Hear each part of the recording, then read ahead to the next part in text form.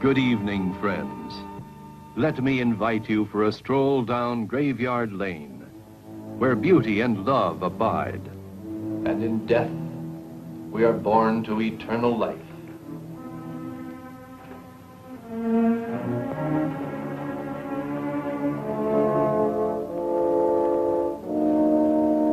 All monuments, from the simplest to the most elaborate, stand erect on the closed books of the lives of our beloved departed. And each marker withholds many stories, some filled with happiness, some filled with sorrow.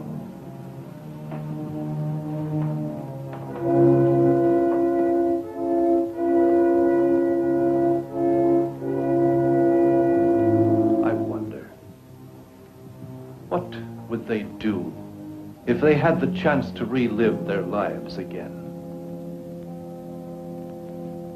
What would you do?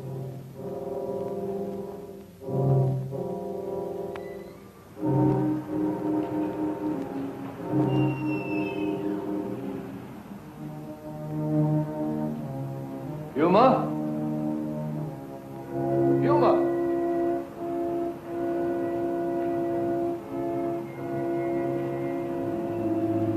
Yuma?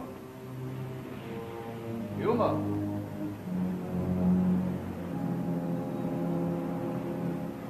Yuma? Yuma? Yuma? Come to Rigor. Where are you? Yuma!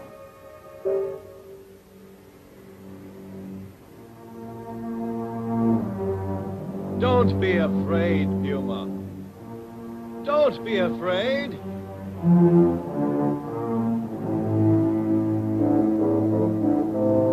Puma!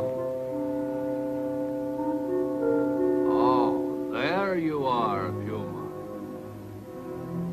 Nice kitty. Yes. Nice, Puma. Were you frightened, Puma? Nice, kitty. Yes, Puma. Now, just you and I go for a stroll, huh?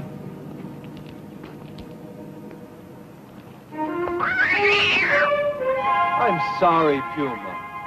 I didn't mean to step on you. Puma? Puma! Puma! Puma? Puma? Puma! Where are you? Don't be afraid.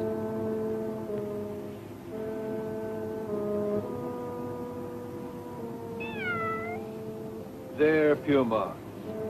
Come to Rigor, Puma. I'm sorry I hurt you. I didn't mean to step on you. Lewis B. Moffitt, February 3rd, 1933, November 17, 1955. I feared not. I remember him. I remember. Lewis B. Moffitt.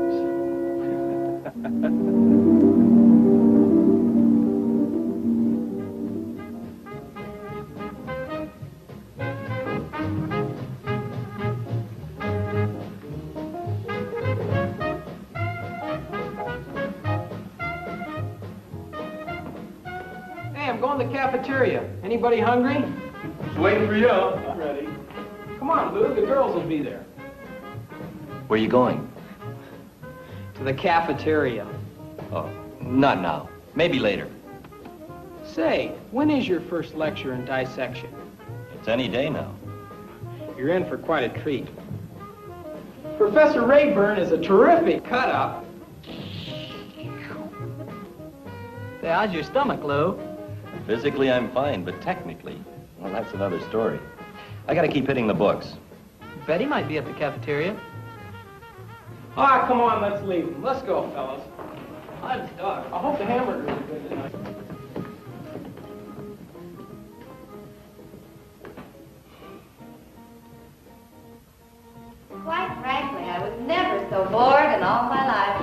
We parked on the drive, and the first thing he did was turn the car light on. Aw. Then he opened the glove compartment, took out some paper, and read me 7 chapters from a book he's writing. What's the name of the book? Oh, that I remember. He called it The Beat Evolution. Alice, are you sure there were no calls for me today? The phone hasn't rung even once. Has it, Bunny? Not even once. Gee, that's funny. When Lewis says he'll call, he's always right on the dot. I wonder if anything's wrong. Are you kidding? Nothing will ever happen to that one. Why not? He's just like any other human being. Is he? Not from what I hear. What do you hear, Alice? Well, Jerry says he's got nerve that won't quit. My boyfriend Seymour says he likes him. Alice, you were saying something. I sure wish you'd finish. I just happen to think he's a little on the oddball side, that's all. Well, you might not if you understood him. Do you understand him? I think I do. Well, pretty well, anyway. I always get the feeling that there's a fight going on inside of him. I can't quite explain it to you, but it's like there were 2 people inside of him, 2 separate personalities trying to gain control. I know I'm not putting it right, but I know how I feel when I'm with him. Betty, I think you're in love with the man. I could be, if it weren't for one thing. What's that? Nothing seems to shake him.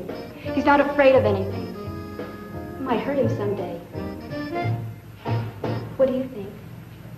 Oh, you could go crazy trying to figure the answer to that one. I'm going to call him. Well, it's going to start getting pretty sticky in here in a few minutes. I'm going over to Jenny's room. See you at the cafeteria. Come on, let's go to the cafeteria.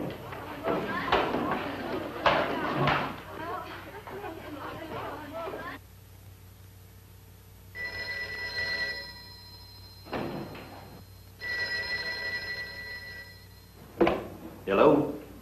This is Lewis Moffitt. Betty, I missed you at the cafeteria. I was at the hairdresser's. Oh? On account of our date? What else? Well, you're going to be the slickest chick at that ever-loving hop. What are you doing? I'm waiting for you to ask me what I'm doing. Well, the gang have gone down to the cafeteria. Would you like to join them? I'll pick you up. Now, that's what I call service. Send Mr. Moffitt's car around to the door, James.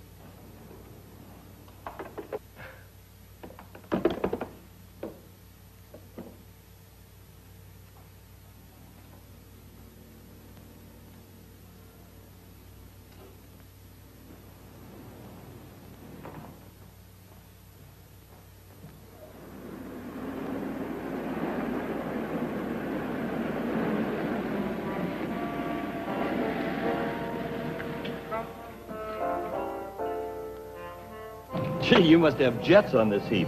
My launching pad is only 3 blocks away, remember? Yeah.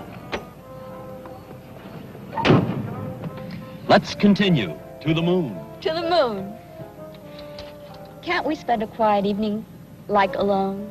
Well, we're expecting Professor Rayburn to notify us. The fellas ought to all be together in case he does. You know, the autopsy's being conducted at City Morgue, and John Does don't grow on slabs every day. We wouldn't be gone long. Okay, we go for a short drive, moonlight, and then to the cafeteria. You're so romantic.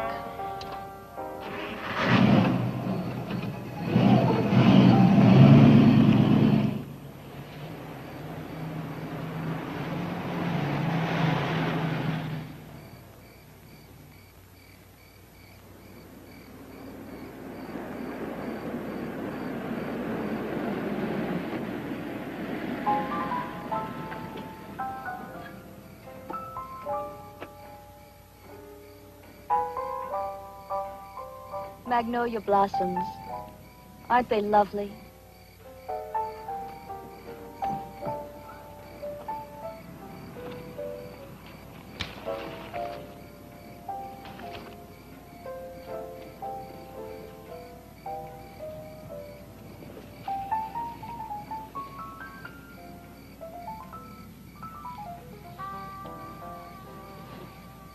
I wish you were studying law or architecture or engineering or anything except medicine. But, darling... Just because your father was a doctor doesn't mean you have to carry on with a life that was set by someone else. Betty, we've been over all that before. I'm studying medicine not because Dad was a doctor, but because, well, I feel I have the qualifications that'll make a good doctor. For instance, I'm not afraid of any of it. I'm not afraid of the blood or the corpses or the operations. And things like that are important for a doctor to do his duties well. I'm sorry, Betty, if you're not interested in all that. It's my fault, darling. I'll never bring up the subject again.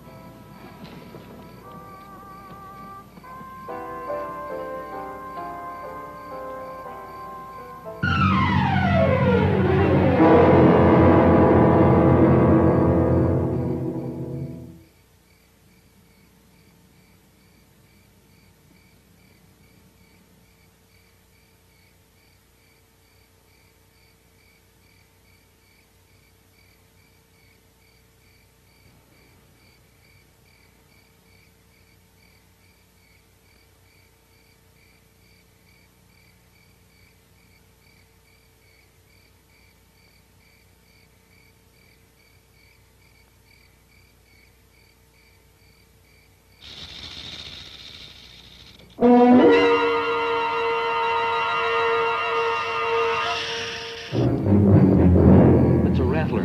Hold still, Betty.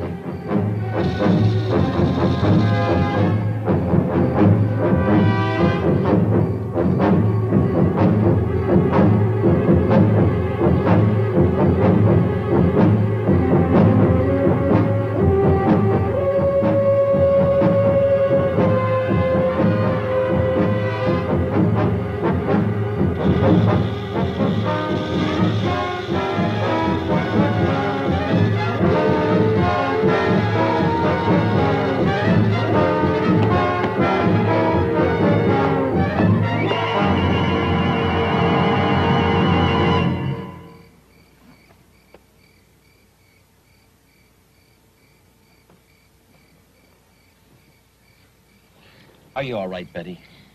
I'm all right, Lewis. You're not afraid of anything. Not anything.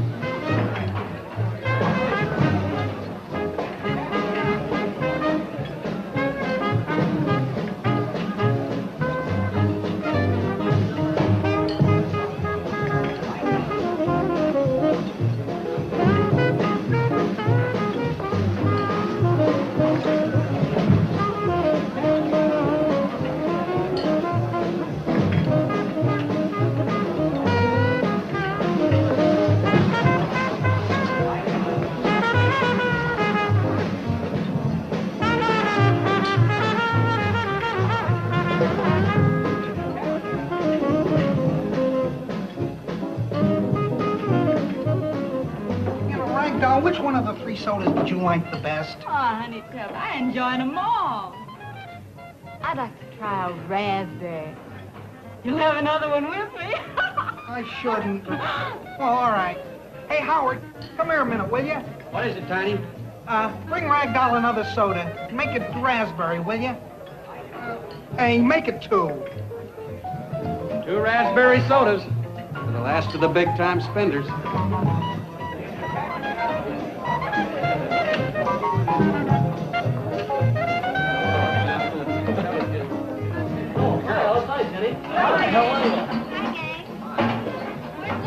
I don't know.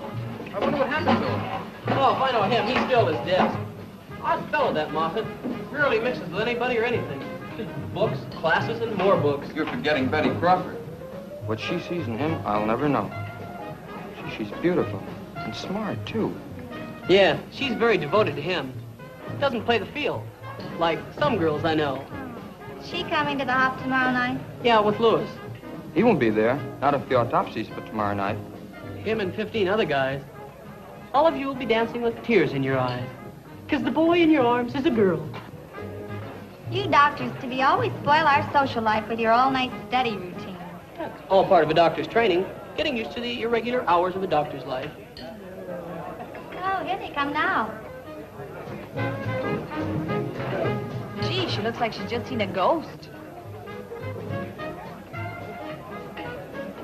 Hi, gang. What's new? Hi, Betty. Don't tell me you took her to the morgue to look at all the dead bodies. I just had a rendezvous with the rattlesnake. It crawled into the car while we were parked.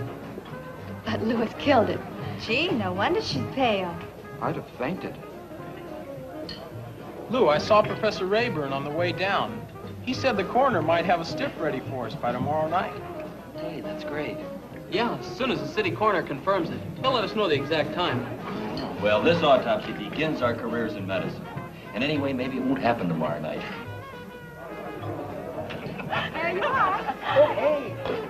Oh, boy, does that look crazy. And here's your check. Heck. Hey, is this a price? Or is that your telephone number? You'll have to do better than that, Tiny. I heard that one about 5 years ago. It was a joke about an IQ test then. Come on, let's see.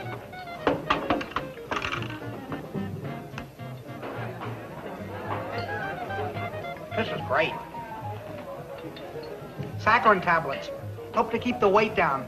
I gotta make that fraternity.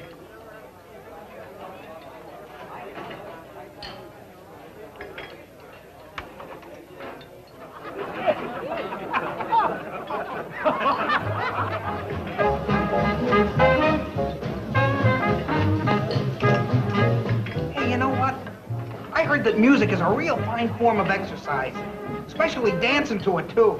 You wanna? Sure. Come on.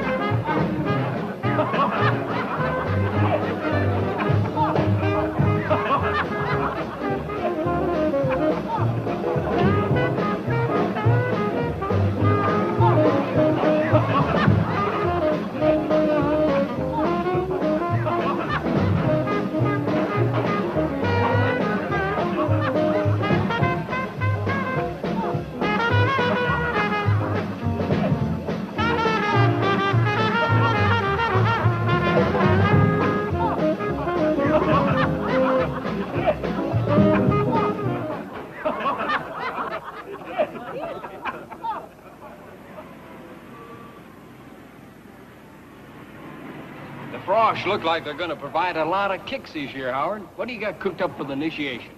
Well, the radiology class has some new routines worked out for the budding medics. I hope the boys can take it. I hear they got hold of some stunts tried out at Yale and Cornell. Not to mention jolly old Oxford. They even have one from the University of Naples, which dates way, way back. Berlinopoli. So what do you got, a paisan? Well, to tell you the truth, it's pretty gruesome. I don't know whether fellas are going to be able to take it or not. Sounds terrific. Hey, what gives? Buddy, not a meeting. Besides, we can't give the pledges out their routines until after I see how they make out in their first autopsy, which I think will be tonight. Jason, bring the bass.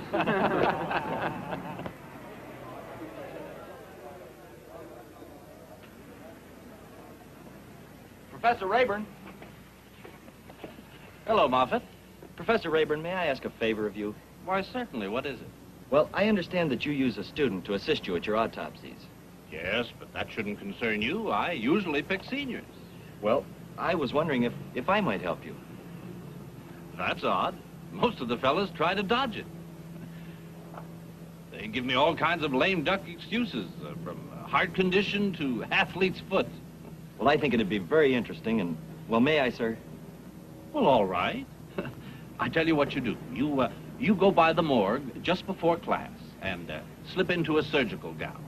And I'll give you your instructions. Well, thank you very much. I appreciate it, sir. Yeah.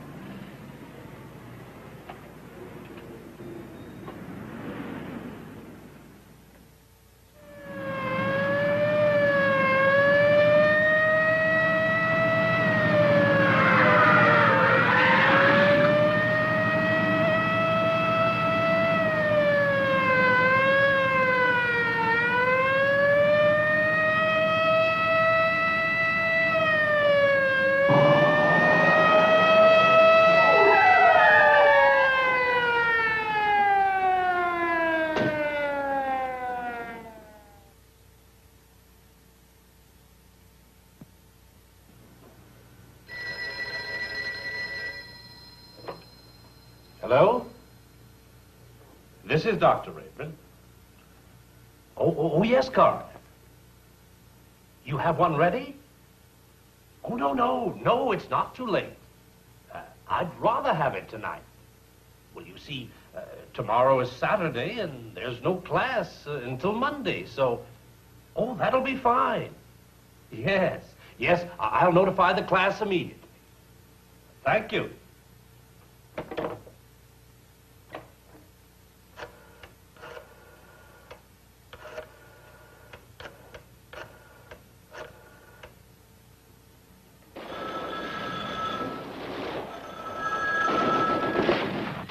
Hello?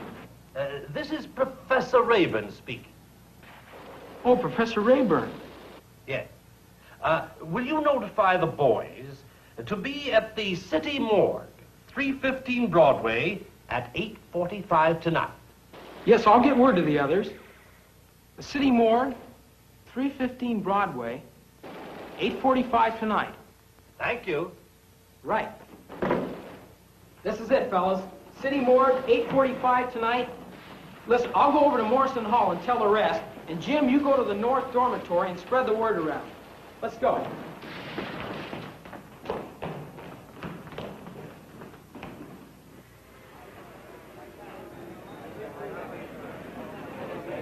Hurry up, we have to be at the morgue in 15 minutes. Howard, can we use your station wagon? It's all right with me, but let's get going. And Jerry, you can take 6, can't you? Yeah, I can take 6 with me. Good. We'll see you there. And remember, 315 Broadway. Come on, let's go. See you there. 315 Broadway.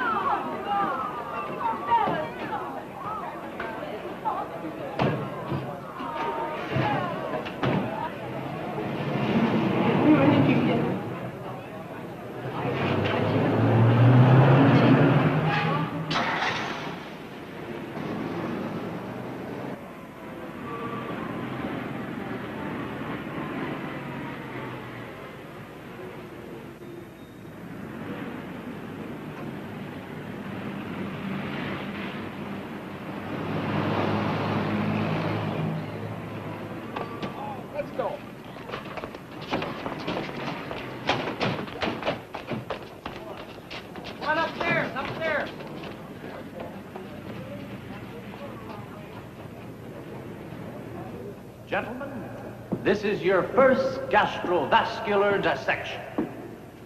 It is the threshold of your future medical career. Some of us may succeed, and some of us may falter. However strong we may feel, some of us cannot overcome certain inner emotions. And when we view an autopsy of this kind, let me say to you to feel free to leave the class if you should feel nauseous. It is sometimes difficult for us to accustom ourselves to the callousness of what is to follow. Mr. Moffitt, will you roll in Mr. John Doe, please?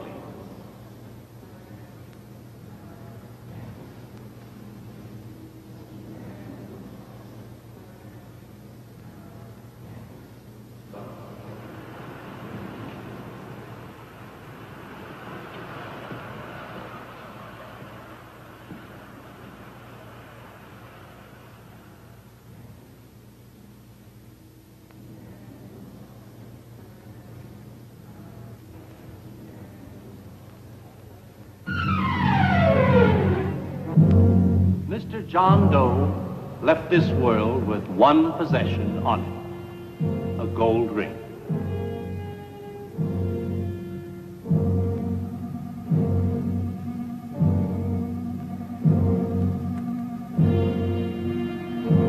We shall begin with a pectoral incision.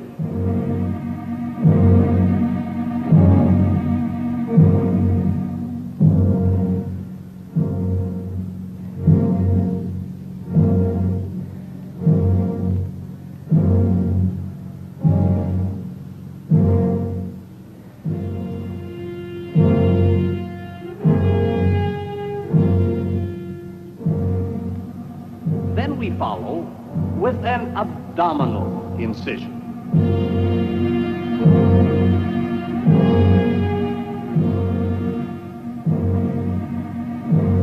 We have now exposed the gastrovascular cavity. We have cut through the epidermis, and you see this yellow mass. That's the fatty tissue. It reminds you of chicken fat.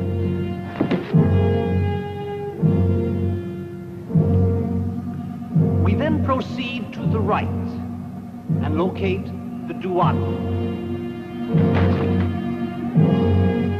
Now, gentlemen, please pay close attention. I'm about to show you some of the striata and some of the non-striata muscles. Now, this is most important in the human body. I'll tell you what. Muscles make the body function more lesser or greater degree. For example, I'm sure some of you have shown a pinch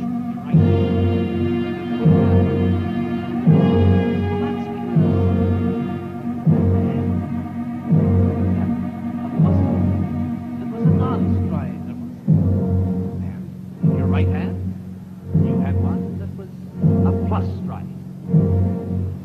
Very simple. Now that we've made the pectoric incision, I want you to notice all the fleshy tissue up around the chest. This man must have led a very full and active life.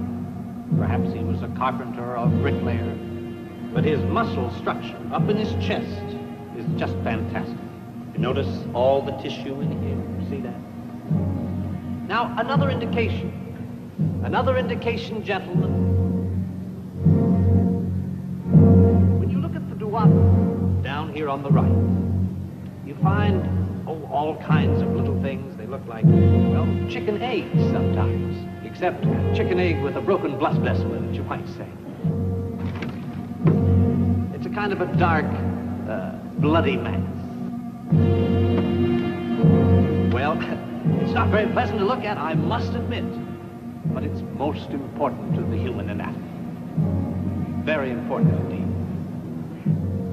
As we look in the upper chest cavity, you will notice something that is most important. The aorta. The aorta is the most important blood vessel.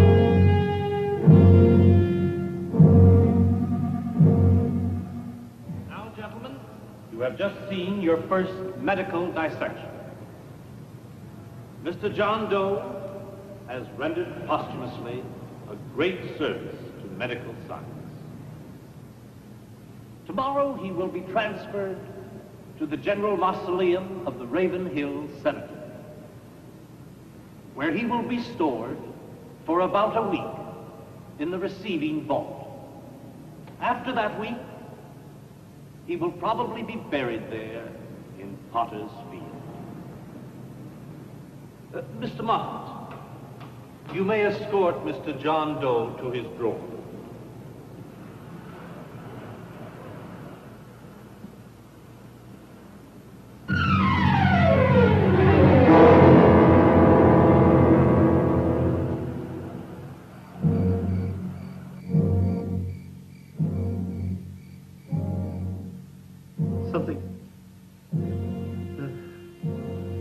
Something happened to the lights. Don't let them come after me. Please. It's dark. Somebody.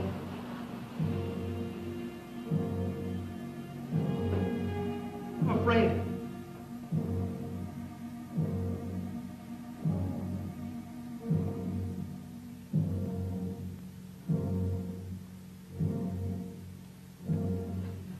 What is it? What's the matter? You were talking in your sleep. What's wrong? Having a nightmare? Oh, yeah, I guess so. What are you doing with my book?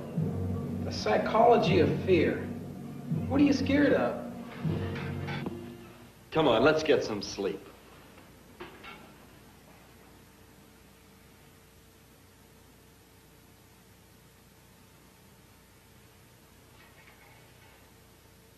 the matter with you? I was just thinking. Do you have to do it staring at me? You know, every time you have a nightmare, you always say the same words. Don't turn off the light. What are you doing now? Taking notes? What does it mean, anyway? Ask a psychiatrist. Don't get touchy. Well, how do you think it feels to wake up and find some guy staring at you? I don't mean to bug you about it.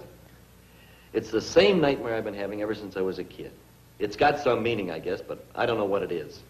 Maybe I've been around too many dead bodies. Look, if it annoys you, I can move to another room. Oh, no, I didn't mean that. I just wondered. Don't you ever have nightmares? After that autopsy, I'll probably have plenty of them. Look, it's 10 minutes after 4. Let's get some sleep, huh?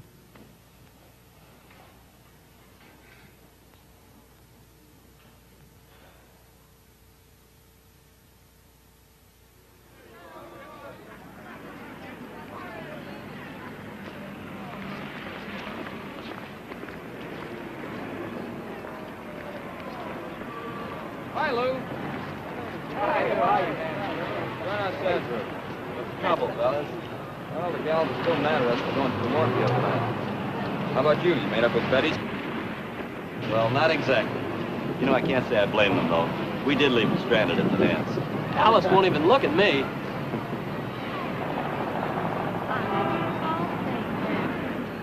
I don't know how they have the nerve to want to speak to us even after last night. Tired of playing second fiddle to a skeleton. Yeah, they'd rather be with those dead bodies over there than with these live ones right here. Excuse me.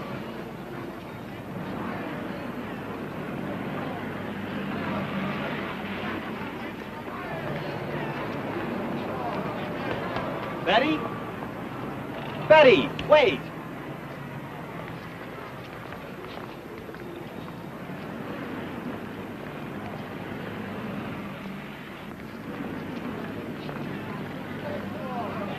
I was hoping they'd get over it before we do it again for the Friday night. That's right. The barbecue.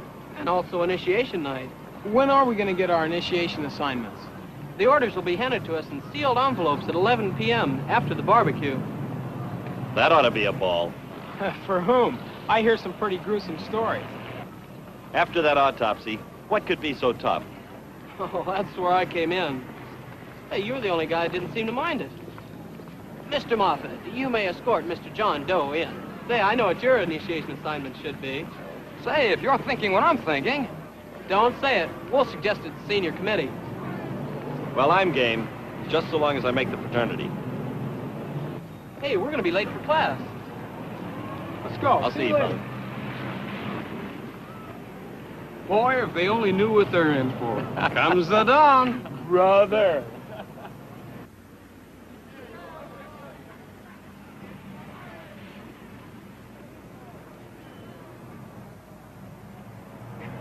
Hello, Bob. Oh, hi, Moffitt. Say, you handled yourself like an old pro at the dissection last night. How much nerve does it take to push a cart around? One with a dead body on it? You're trying to make it sound like a big deal. Hey, what's the story on you anyway, Moffitt? I don't know what you mean. I mean, what are you trying to prove? And what makes you think I'm trying to prove anything? You're playing it bold and fearless these days. For some reason, too. Why? To impress the fraternity committee? Hey, look. I've been looking all over for you. You found me. You know Wayne Arnold? Yeah. He was killed last night. You're kidding. Driving that hopped-up car of his. Slammed right into a truck. They said he was going over 100 miles an hour when it happened. I'm going over to the funeral parlor tonight, and I wondered if you wanted to come along. Gee, I'd like to, but I better hit the books. What's the matter? Scared, Moffitt? You know, as a matter of fact, I can make it. After dinner, okay? Sure. Well, I better cut out. I'll see you then. So long, Bob. So long, see you.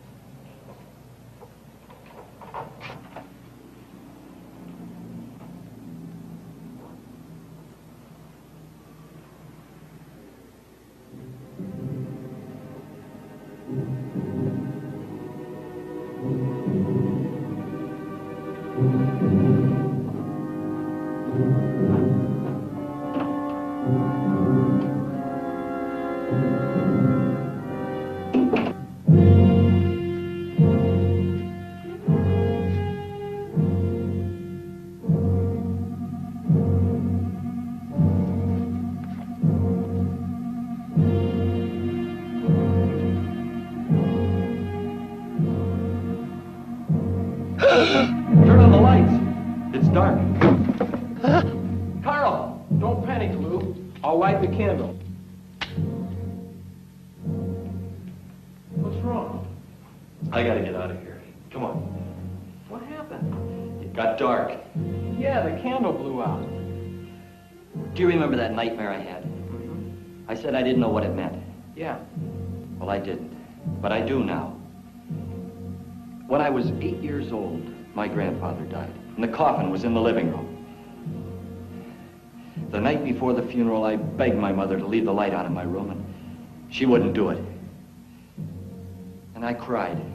And she told me if I didn't stop, my grandfather'd get up and give me a licking. And then she turned out the light and she left me.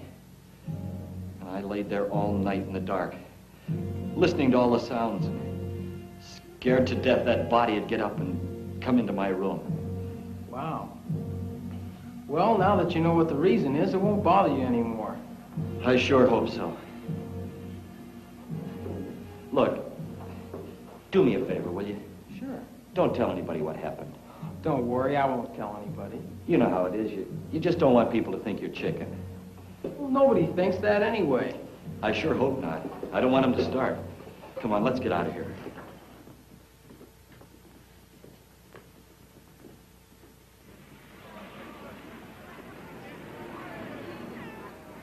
Well, as it stands, fellas, we have 18 assignments ready, each in a separate sealed envelope.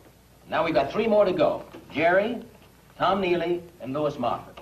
Say, I just got a great idea. Take this down. Okay.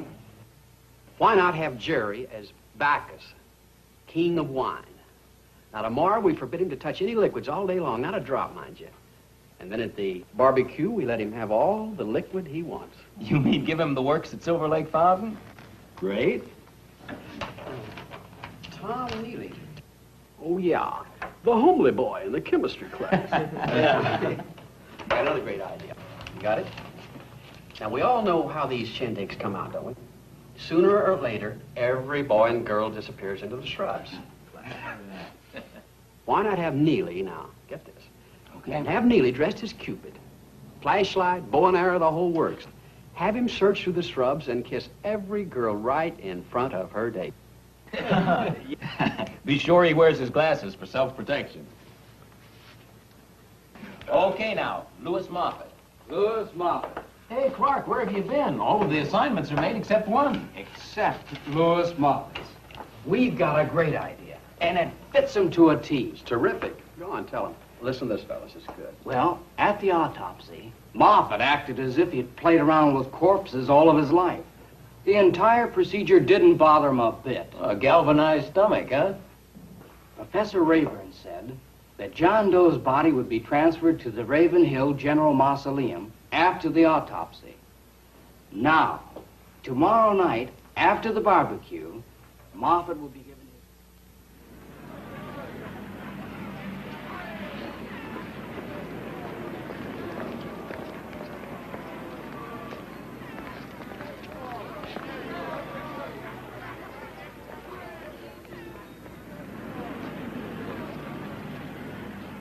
Betty. If you'll excuse me, No, I won't excuse you. I'm going to talk to you, and you're going to listen. I don't care about anything you have to say. Will you please get out? Not until you listen to me. Okay. But make it short, will you? First of all, why are you sore? You don't know. Well, I imagine it's about leaving you at the dance, isn't it? You know perfectly well what I it is. think that's a mighty thin reason. You know we had to make that lecture or flunk out automatically. We had no say in it. I know that. Then why are you mad?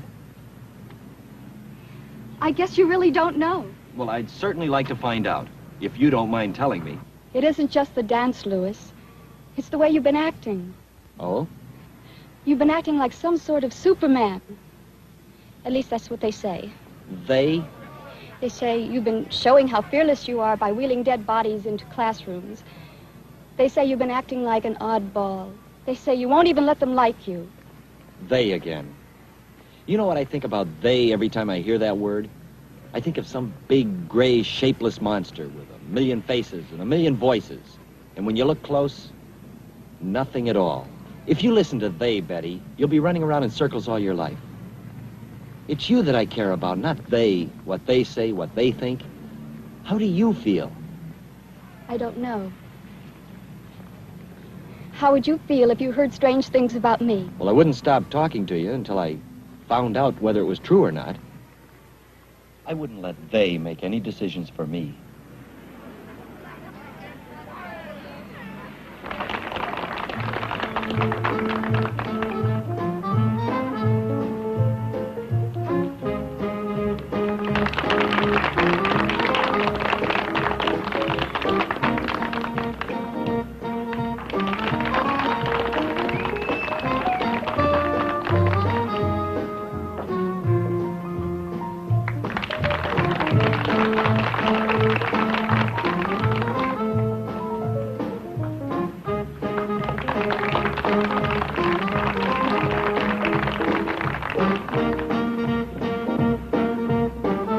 Professor Rayburn? No. How about you, Dr. Walsh? No, thank you.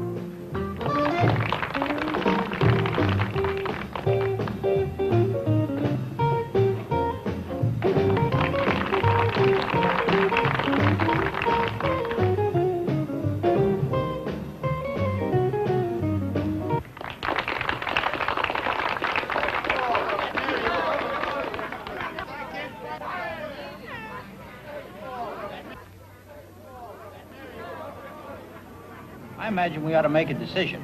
My vote goes for Miss, Lund. Miss Alice Lund. I'll go along with that, too. Well, I vote for Miss Milford.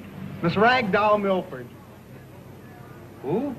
He means the large one. He's kidding. He's gotta be. You are kidding, aren't you, young man? No, sir. To me, she's lovely. Well, I'd hoped we could make a unanimous decision, but that's your choice. Yes, sir. And, you know, I think you both ought to vote for her, too. Oh, you do. Why? Well, so I've been told. Miss Milford has heart and spirit and soul and generosity and kindness, too. We are selecting the winner of a beauty contest, not a den mother. Well, if you're only interested in superficial values, surface qualities... Oh, well, even speaking of surface qualities, just look at the... That'll do. I think we've reached a majority decision. You'll make the announcement, Professor Rayburn. I'll be glad to.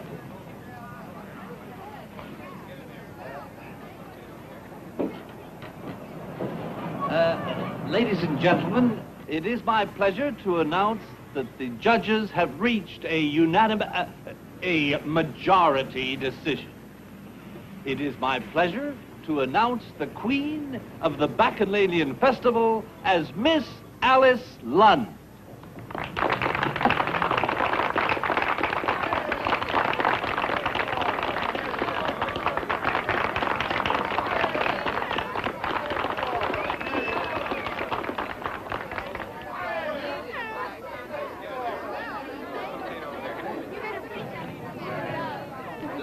Hey, here we go. Here's the hot dogs, folks. Come on, let's get the hot dogs. Waiting for. Oh! Hey, come on, let's get some, because there's going to be nothing left. Oh, I got one. Here, I'll get I can't pick this up. It's like going, I got it and I lost it again.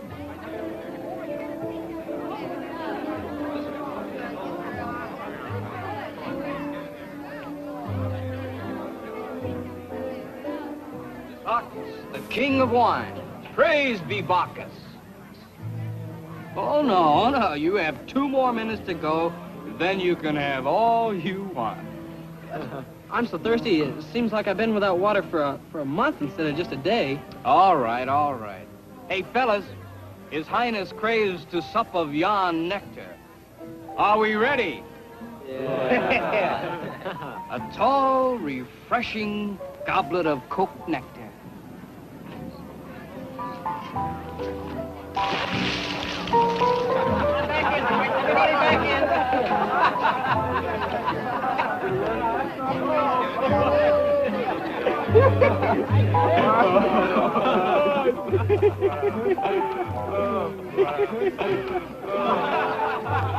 Well, old Bacchus, didst thou get thy fill? It's coming out of his seams. Well, did you spot any lovers? Yeah, I'm afraid I did. Oh. But I'm not giving up so easy. I'm gonna put this assignment on a paying basis.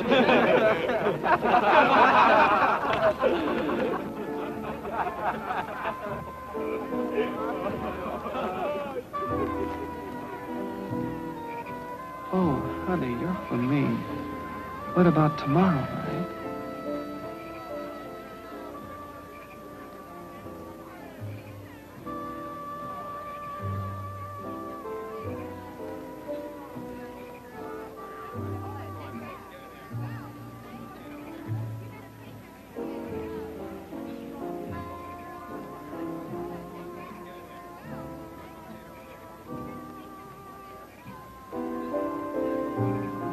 I've got another one in my purse.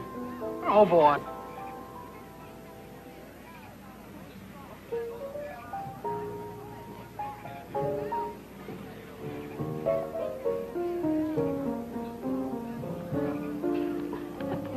Ragdoll, let me ask you a question. What is it, Tiny?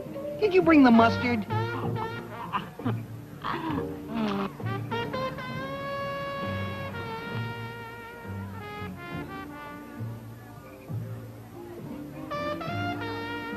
What a cute little chick.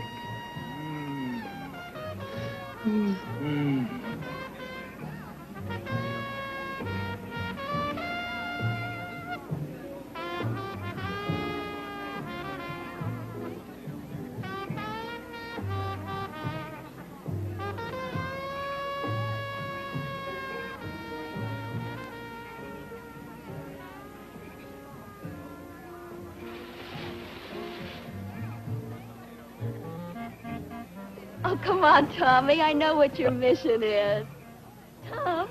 Tommy, come on.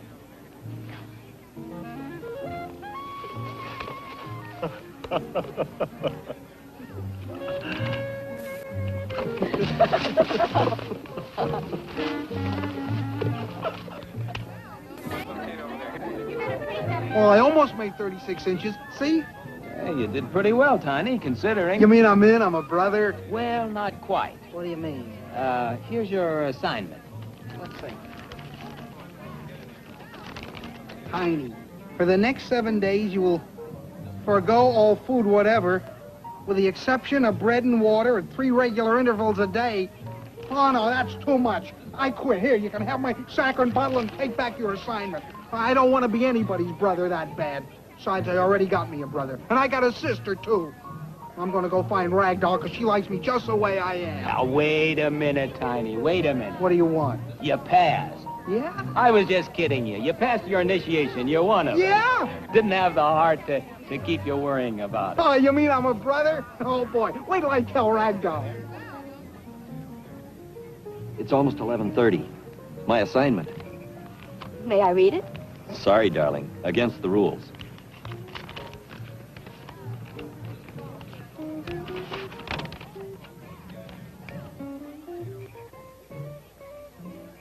You shall go to Ravenhill Cemetery.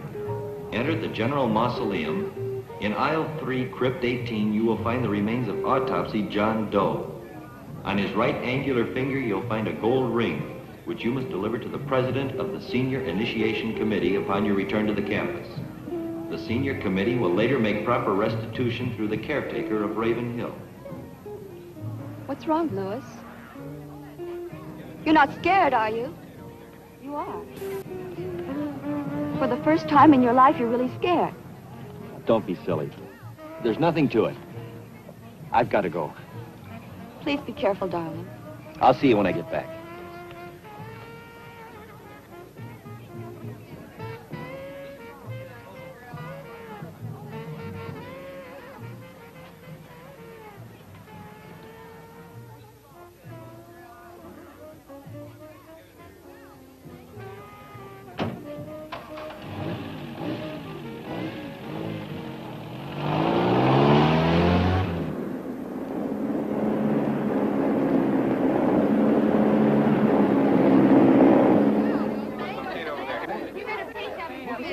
Hey, Bob, have you seen Lou around?